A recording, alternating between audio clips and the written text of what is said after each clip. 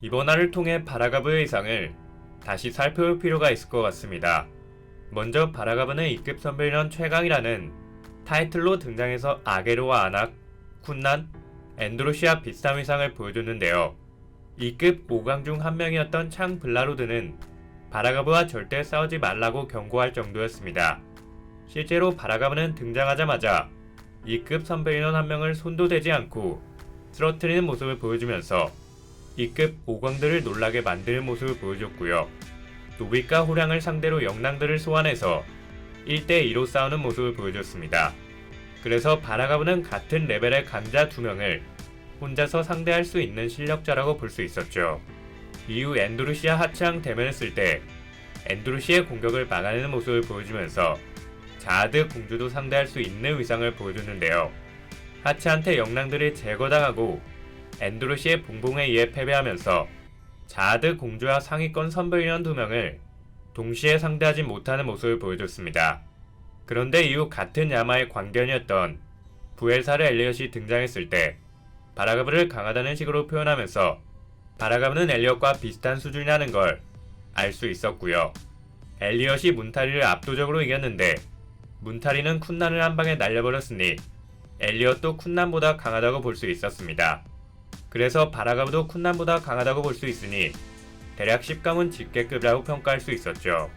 바라가브가 최근에 다시 등장했을 때도 블러드 타마를 사용한 바라가브의 몸에 상처를 낸 사람은 한 명도 없다고 나오면서 바라가브는 C급 선별인원 중에서도 최상급이라고 볼 수 있었고요.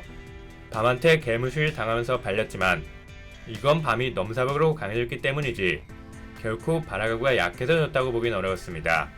바라가브는 식감은 집게들과 자아드 공주와 맞먹는 위상을 보여준 데다가 의태를 통해 야마처럼 강해질 수 있다고 나왔으니 향후 위상이 업그레이드된 후 다시 등장할 것 같습니다.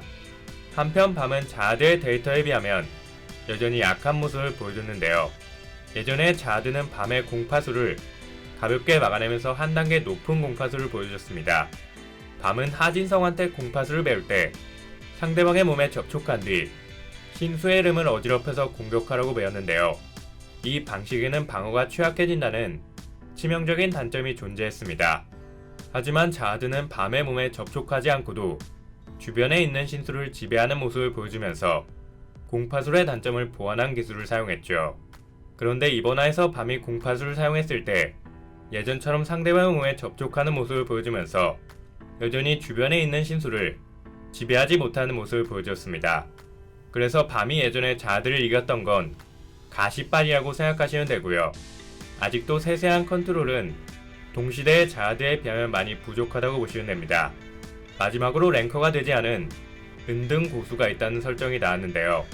랭커가 되면 관리자와의 계약을 통해 신수 육체 강화에 한계치나 신수 저항력, 신수 제어술의 숙련도가 올라갈 뿐만 아니라 신수를 통해 성장이 멈춰서 더 이상 늙지 않는다고 합니다. 하차이는 랭커가 되길 거부해서 많이 늙은 거라고 보시면 되는데요.